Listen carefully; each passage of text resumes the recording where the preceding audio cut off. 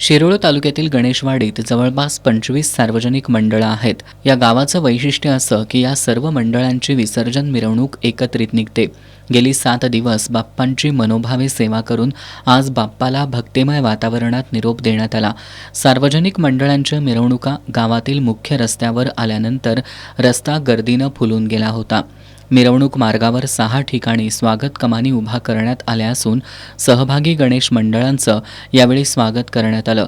समर्थ युवा प्रतिष्ठान तसंच पंचदीप यांच्या संयुक्त विद्यमानं उभारलेल्या स्वागत कमानीवर माधुरी हत्तीणीची प्रतिमा असल्यानं ही स्वागत कमान आकर्षणाचा केंद्रबिंदू ठरली।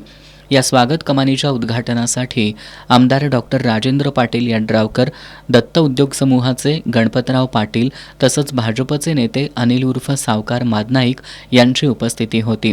गणपती बाप्पा मोरया, पुढच्या वर्षी लवकर या असा जयघोष करत बाप्पाला भक्तिमय वातावरणात निरोप देण्यात आला। कृष्णा नदीत गणरायाचं विसर्जन करण्यात आलं। यावेळी आरोग्य विभाग रुग्णवाहिकेसह सज्ज होता।